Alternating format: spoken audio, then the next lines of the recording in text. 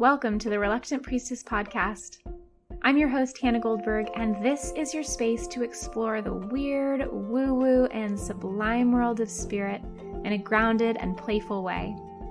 Each week we'll learn how to navigate both the beauty and the bullshit of the spiritual world to see how and if all the fabulous topics in the name of wellness that you've been curious to know more about can actually help you uncover what it means to live a more deeply connected, inspiring, and fulfilling life. If navigating the world of the unseen has felt overwhelming, fake, or too out there for you to explore on your own before, you're exactly where you need to be. The cosmic abyss awaits, my love. Let's see what magic lies in store for us today.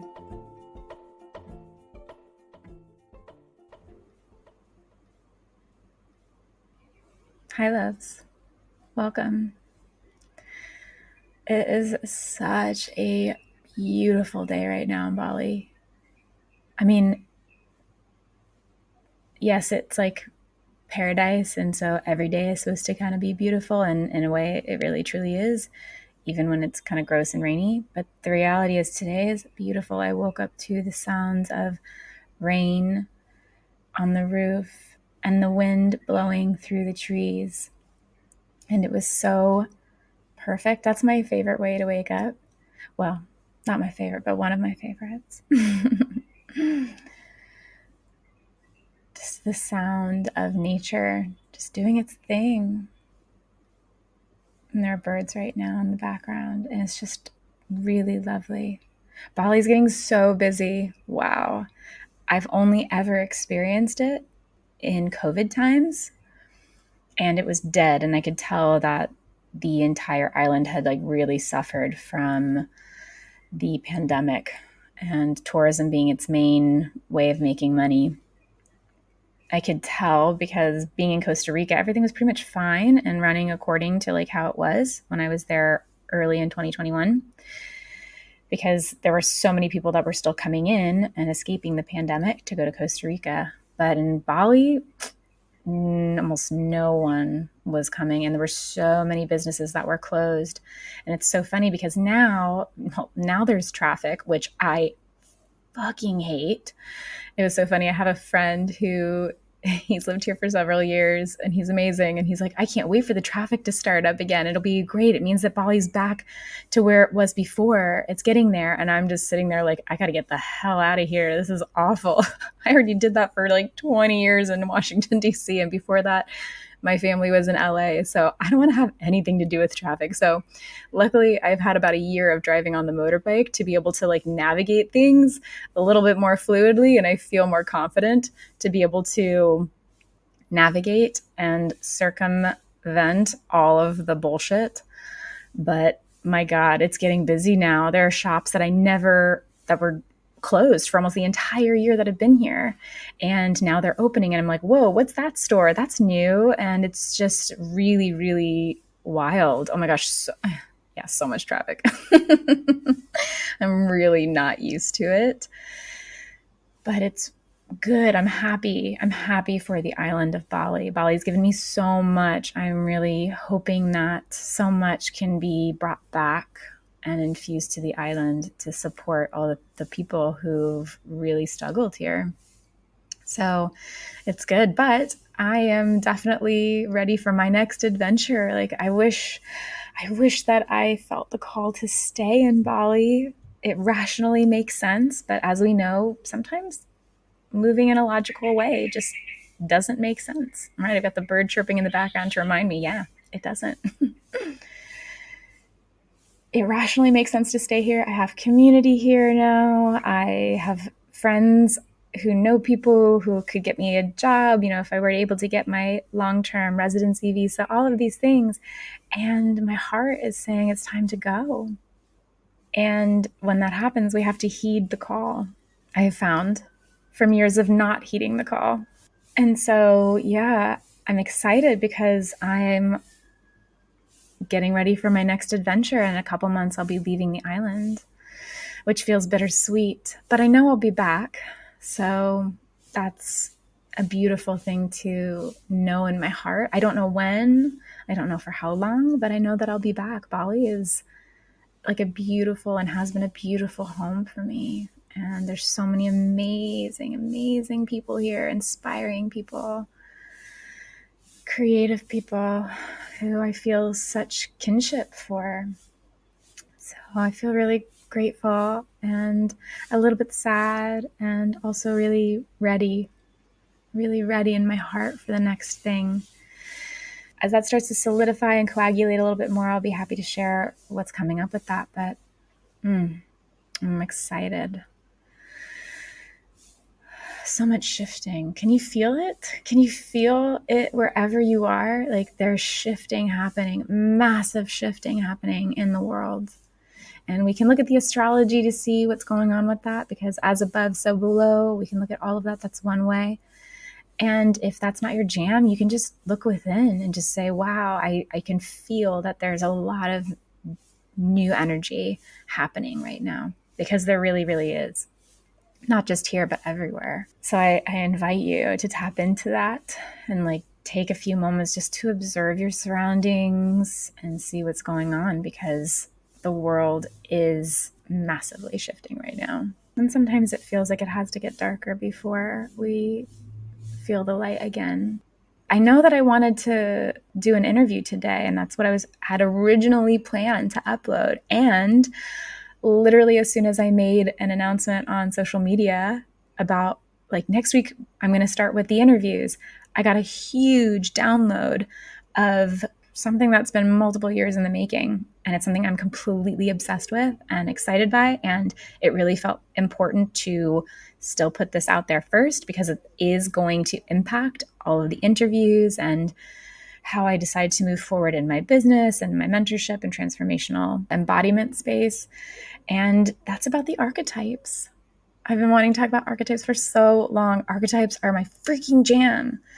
It's taking all of these different modalities of how we can tap into source, tap into self, and synthesizing them all together. So essentially, what's been coming through for me is how these archetypes are connected to, like, I'll say to other spirit language meaning astrology and tarot and psychology and the chakras and numerology, angelology, like all of the ologies, all of these different ways that we can tap into source, tap into self again.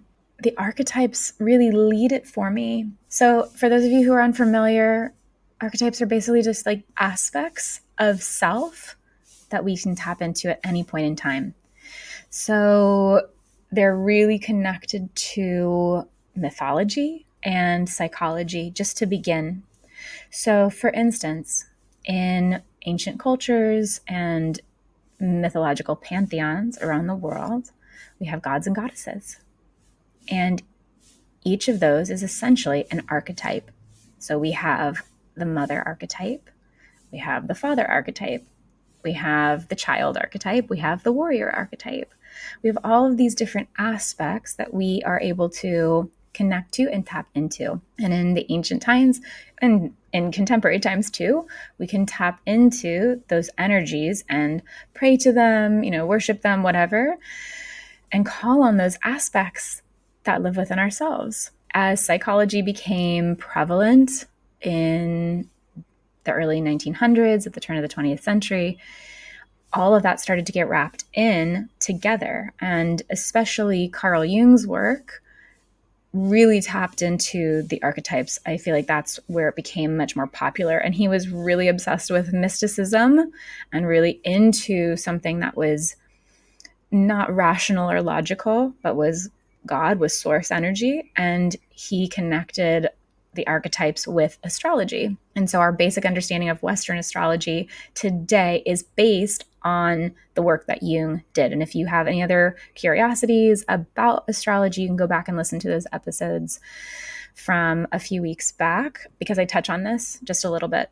So when I say the archetypes are connected to all of the ologies, that's what I really mean. They truly are. And we can tap into the psyche, we can tap into source to be able to better understand ourselves and how we can access these different parts. All of this is also directly related to the polarity work that's become extra popular right now. And for those of you who aren't aware of what polarity is, it's basically working with the masculine and feminine energies as polar opposites and understanding how to embody them and play with the energies so that we can better interact and understand not just ourselves, but the opposite energy to us and how we identify. So basically, if you identify as having more feminine energy, you're going to behave in a certain way. Or if you identify with having more masculine energy, you're going to move in a certain way. And then the archetypes can fall underneath each of those energies. So in a very stereotyped way, we could say that the masculine has to do with the warrior energy and the mother energy has to do with the feminine energy. There's nothing wrong with that because there's a part of that that is true. And what's so important to me is making sure we understand that we are all archetypes, regardless of how they have been gendered, and that we find ways to unify and flow with all of them. So we've heard a lot, I think, in especially the past handful of years, especially if you are an American, but like we've heard a lot about toxic masculinity. And so toxic masculinity, I don't need to get into all of it, but the reality is it's really this idea of the out of alignment part of the masculine energy that is embodied in the male species. That's how it's identified now. The reality is, even as those who identify as female, we still hold and can hold, have the capacity to hold toxic masculinity ideologies within us. And then the opposite can be true too. There's toxic femininity, and that can be embodied in those who identify as female and those who identify as male. So it's really curious because we don't just have one thing, we have all of it, right? Then we have divine feminine and divine masculine, and we can embody that as well. And that is, to me, what we are all aspiring to. Now, I think as a society, using these gendered words to identify energy is eventually going to go away as we all start moving towards more of a non-binary and neutral energetic space. I do think there is still a space to use this language, though, because it provides a framework of understanding that is concrete and tangible for most humans. Most humans can understand male and female. And from there, we can continue to then scaffold and grow and evolve our language so that we can move away from gendered language of energies. I think that's the place to begin. And I say that as an educator too, right? We have to understand what the baseline of our knowledge as a collective is. Some beings totally get that it doesn't have to be about male or female, and some people don't get that, and that's okay too. Both are totally fine, but in order to raise the collective consciousness, we want to make sure that everyone, wherever they are in their learning process, is able to be spoken to. And that's part of why I really struggle with the spiritual community at times, is because sometimes it's the assumption that this is where we need to be. And so the bar is set really, really high with all this beautiful esoteric language of saying, here is where we want to be. We want to be in this 12D space. We want to be able to speak to all of it. And for me, I agree. We want to show what's possible in the spiritual world, and we want to make sure that it feels accessible. So accessible spirituality, that's what I'm speaking to. It's like understanding where beings are at in their spiritual development process. And when I say spiritual development, it's just spiritual development in terms of your connection to deep source and yourself as love, whether you believe and call it God or not. Okay? So yeah, the archetypes, we embody all of them. I personally, this has actually shifted, so I find this really curious and playful. I personally have a lot of what is called Shakti energy, Shakti being the Vedic term in India, in Sanskrit, known as the deep feminine energy. And then there's Shiva, the Shiva energy, which is the deep masculine. And so I personally really connect with the deep feminine energy. I identify as she and her. I always have. I suspect I always will, although never say never. Everything is possible. Truly, everything is possible. I do my best to not use absolutes as much as I can. But the reality is, as long as I have been alive and breathing on this planet so far, I identify as she and her. And I've always really, really enjoyed being a woman. That is something that I really, really, really resonate with. Now, for several years leading up to this moment, though, I always thought that I was much more masculine. I thought that my energy was more masculine. I thought that my being was more masculine. It wasn't until the past year that I realized, like, whoa, no, I am like in deep feminine. And so what does that mean? Okay, so essentially, when it comes to polarity work and masculine and feminine energy, and I'm going to continue to use that language for now. I do have other language that I'll get to in a moment about that, but for now, let's just start there. The feminine energy, the Shakti energy, is generally affiliated with creation, with the ability to both create and to destroy. The feminine energy has to do with chaos and intuition. There is light feminine energy and there's dark feminine energy, and both of them are good. There's no judgment, right? There's just, the truly is, they exist. Neither is better or worse. But the feminine knows that feeling, that sensing, that nurturing, that creating is a key component. That softness exemplifies strength, just as strength exemplifies strength in terms of how we identify it in general, right? We think of strength as being like super powerful and super strong, and well, strength is strong, obviously, but you know what I mean. But there is strength and softness too. And the feminine is fierce. The feminine is so fierce. Think about like a mama bear or a mama lioness protecting her cubs. So it's really important to understand that there are a lot of different ways that the feminine can exist. The feminine is a warrior. The feminine is a leader. She is all of it. But she is ultimately creation and chaos and feeling. She's unrestricted. And then we go to the masculine, and the masculine is the spark, the source of consciousness for creation during the creative process. The masculine holds the capacity to support the creative process.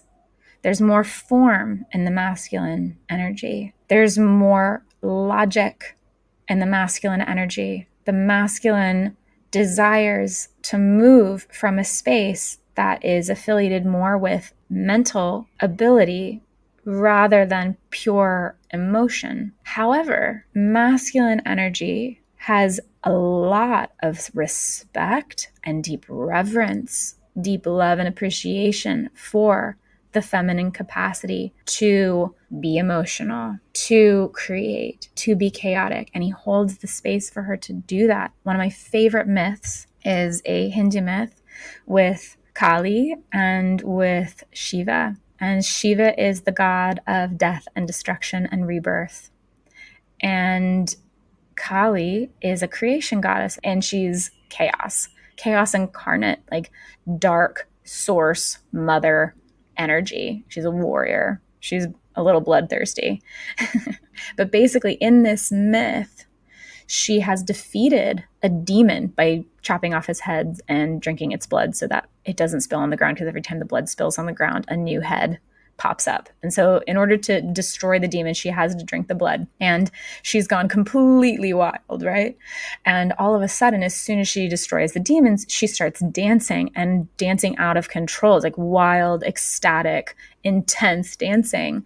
And she starts to, with all of her spinning, start to destroy the world. And the gods become really afraid of her. They're like, this woman is so powerful, and she's not going to listen to any of us. And so they send Shiva, who is her consort, who's her husband. And Shiva lies prostrate on the earth and allows her to dance on him. And he just lies there. And all of a sudden she comes to, she becomes aware, and she sees that she's dancing on her husband, on her love. And she comes to, and she awakens, and she stops. And so that is how the world is not destroyed. from Kali. But I really love that way of expressing how the masculine and feminine support one another. That's really all it is, encompassed in just one small story and one small tale. We see that there is wildness in the feminine. We see that there is softness in the masculine. And then we see how it, because of that softness that Shiva allows for, that container to just be danced upon, to just be, the feminine can come back to her softness too. And then that allows him to then stand up and be more of a strength for her to rely on and be held after that wild experience. So it's important for us to recognize that whether we really are drawn to feminine or masculine energy, we have all of it within us always, and that's the divine union. So when we call on the archetypes, it might be that for me personally, I'm calling on more goddess energy, more feminine energy, because that is where I am resonating and being drawn to. However, I know that I could also call on the masculine gods, the divinely masculine gods, the ones that are aligned and the ones that are not, I don't know how to say this any other way, the ones that are not selfish and rapey, right? Like, I'm not calling on Zeus anytime soon. Zeus is not a great god. That is not what I am about. But like, I'll call on Shiva, because I consider Shiva like my beloved. Shiva is divine masculine energy. He's a badass god. And he's certainly not perfect, but he's freaking cool. And I love Shiva. I call in Yeshua. I resonate with a lot of the Mary Magdalene energy. That's something that's come in for me in the past few months. And I resonate beautifully with that. And I'll call on Yeshua as a beloved and the divine masculine and feminine within myself to unify it. Coming back into how the archetypes specifically play into this polarity work, we have so many different ways that we can tap into archetypes. So many. When we say the archetypes, we have to then ask which ones, because there are tons and tons of archetypes. We have the Myers-Briggs, which is based on Jung's work, and those are archetypes. And we have the astrology signs. It doesn't matter which astrology you're talking about. Those are all different archetypes. We have Carolyn Myss, who's a beautiful spiritual mystic. She has archetypal work. She's like the 4 archetypes, which I can get into in a different episode. But essentially, like, she has archetypal work. Everybody has different archetypal work. What is most interesting to me is how they are all connected to basically say the same thing. So over the next few weeks on my social media and everything, I will be dripping out how I see they are all connected. But basically, there's 12 archetypes, the way that I see it. And that's a really beautiful sacred number on so many levels. We see how 12 has fit in to other mythological stories, right? We have the 12 disciples. Even how like 12 days of Christmas, now that I think about it. Right, 12 has a lot of beautiful mystery to it. And if you get into numerology, what happens is you would take 1 and 2 that make up 12, and you would say 1 plus 2, and 1 plus 2 equals 3. And then 3 is a really magical, mysterious number that shows up everywhere. There's the Holy Trinity in Christianity. We have the 3 graces. We have the 3 fates in Greek mythology. We have the Tridevi in Hindu mythology. There's so much with the number 3, regardless of where you are in the world. That is a sacred, mysterious number, right? And so 12 is part of that. And then what comes after is 13. And 13 in numerology is actually the number of the goddess, of the feminine. And I love that there is a reclamation that is possible for number 13 as we allow ourselves to go into more tantric goddess work. But there's 12 archetypes, the way I see it, which allows space for something new to be birthed into a 13th archetype that doesn't perhaps quite exist yet. Or it does. But anyways, I'm still working through some of it. But the reality is I see how all of it is connected. So even if I've lost you, just let's come back. I'm getting like really I'm geeking out on all of it. But there are 12 archetypes the way that I see it. And each of them are deeply, deeply resonated with each of us. I resonate as a priestess. Obviously, that priestess, that's a gendered word that is affiliated with the feminine. I resonate with that word. However, that archetype, the way I see it, regardless of gender, is the shaman.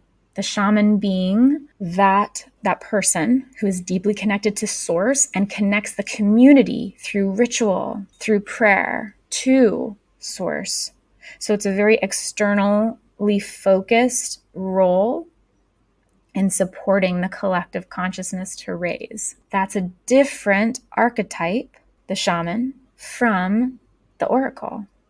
The way I see it, the oracle, which is affiliated with the energies of the sage, the wise person who lives at the edge of the forest, is a little bit different because the sage is much more internally focused. There's deep wisdom of the collective, of the history, but people have to seek the oracle out. The oracle does not come to you. The priestess or the shaman will come out into the world, but the sage, the oracle, stays pretty insular. And there's a lot of quietness that's affiliated with it. And again, these are now not gendered words. I'm doing my best to actually take the gender out so that we can see that we are all of it. So the 12 archetypes that I see existing include the shaman, the oracle, the alchemist, the warrior, the wild one, the innocent, the artist, the curator, the herbalist, the mystic, the minstrel, and the lovers. I'm really excited about all of those because each of them is totally connected to all these other ideologies and understandings. And I've done my best to take the gender out so that we understand that we hold these capacities at all levels within us, regardless of how we gender identify. So for instance, the mother archetype that in like tarot and in mythology is generally affiliated with like the empress, the queen, the moon. I call that the artist because the artist has all this capacity to create and is chaotic in how they create. It comes through. Artists are generally very, very intuitive. They're just channeling and creating, and there may not be any rhyme or reason to what they create. It just has to be done. So they birth everything into creation. This is the mother energy. And then we have the curator, which is usually to me affiliated with the emperor, with the father. And the curator takes all of the artwork from the artist, all the creation, and then provides focused attention to how that creation is perceived and communicated. I'm super proud of myself. I'm just taking a moment because like this is something that's been really curious to me. And the reality is each of us have artist energy and curator energy. And I think that's what we move more towards as we step forward into inhabiting all of these energies. And we can still call it masculine and feminine if that resonates for us. And if it doesn't, great. At the end of the day, it doesn't matter what you call it. It just is. We have it. I love the idea of using language that is more inclusive, even as a deeply feminine identifying being. I love using more inclusive language. Yes, I am in my artist energy much more, but I also have my curator energy too. And that can also take a lot of triggers and traumas and emotions out of those really intensely charged words. Mother and father, feminine, masculine, there's so much charged with those words. If we can take some of that emotional charging out of it, it's not to say it doesn't have a space, but it is to say that like in order to heal, sometimes we do have to take a step back from the emotions. We have to feel them. We have to know that they exist so that we can eventually work on them and do shadow work and transmute them to light by alchemizing them. But sometimes we do have to take a step back and realize, oh, there's actually different language to use that it means essentially the same thing and allows me to tap into that space really deeply. So I'm really excited to share this work more and more with you. Be sure that you're following me on Instagram and sign up for my newsletter and everything because I will be putting more of this out there. I'm really obsessed with the archetypes. I love that I can tap into my wild one. I love that I can tap into my warrior. I love that I can tap into my minstrel and my mystic. And I know that I really identify mostly with the shaman, with the priestess. And I know all of the others also exist with me. And as I continue to move through life, I know I'll be tapping into different energies. It might always be the shaman as my main archetype. However, there might be a time where I'm really, really, really mostly tapped into my artist. So it's just really learning how to weave and navigate through all of these. Shinoda Bolen, she's a brilliant psychologist. She's a Jungian psychologist. She has a book called The Goddesses in Every Woman. And I read that a little while back, and I found it to be really, really brilliant. It was written in the 80s, so there are some things that are a little outdated I found from it. However, overarchingly, it's a really brilliant read about how 7, another really mystically charged number, how 7 of the Greek goddesses inhabit these different archetypes within every woman. Now, I make the case that they also exist in men too, but that's besides the point right now. And the way that it's described by Dr. Bolen is basically you imagine all of these archetypes, goddesses, whatever you want to call them, it doesn't matter, that they're sitting at a giant conference table in like a boardroom in your heart, in your mind, and they are constantly deciding what to do. And sometimes one of the archetypes wins out and sometimes another one wins out.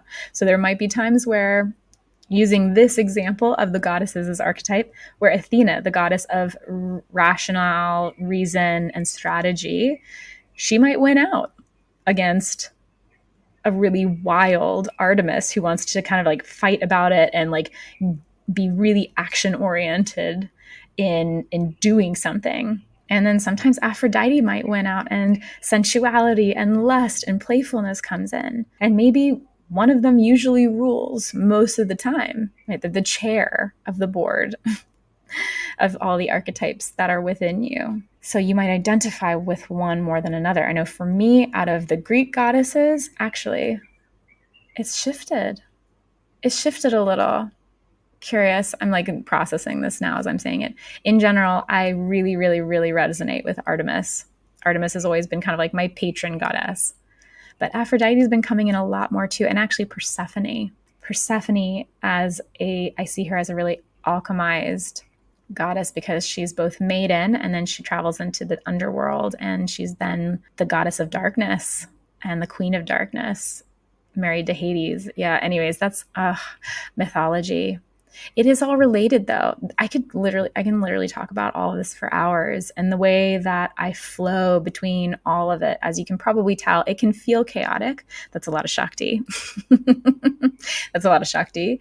But the way that I'm flowing through all of it, I see how it is all connected. So hopefully this does make sense to you, that at the end of the day, regardless of what you want to call it, you want to do goddess work or mythological work, you want to do psychology, you want to work with the angels, you want to work with numerology, it doesn't really matter. All of those are archetypes and energies that you can tap into, and all of them all exist within you all the time. It's just a matter of which one is necessary at a given moment, and if you allow it to exist. I didn't allow my wild one to exist. I've caged her really deep down into the dungeons of my soul for so many years. And so when my spiritual awakening came up, so did my wild one, and it became really intense. And I hadn't made peace with her yet, but now I do. And I'm like, okay. And she comes out, she always comes out at ecstatic dance. That is where wild one is really, truly allowed to shine. And there are other parts where she's allowed to shine too in my life. But I've made peace with so many of it. I won't say all of it because I know there's always more work to do, but I've made peace with so many of those archetypes within. And I love the ability to shapeshift and play and navigate between the archetypes. So that is something where if you can do it with curiosity and play, life is way more interesting from personal experience. So if you have questions about any of that, you can always connect with me. That is the stuff that I enjoy doing, is like learning how to be a living artist. Living artist meaning my life is art. That's what the intuitive artistry program is all about. That's what like all of it is about, is learning how to just navigate all of it and embody all of it. So thank you so much for listening today. I love you. I think you're amazing. And next week, the plan is next week to start posting more of these beautiful interviews with really inspirational, gorgeous beings. So be on the lookout for that. Take care of yourself. Pay attention to all the energy that's moving around and through you. Breathe. Know you're not alone in any of it. And remember that you are love embodied. Shine, shine, shine in that, my dear. Lots of love to you always. Ciao. Thank you so much for tuning into this very reluctant priestesses podcast. Without you, I'm just talking to myself, and as much as I actually enjoy that these days, this is way more fun. If you liked this episode, please be sure to rate, subscribe, and leave a review. And take a moment to send this to someone who you think this episode might resonate with. Who knows? Maybe it's the bit of magic they didn't know they were looking for. Until next time, ciao.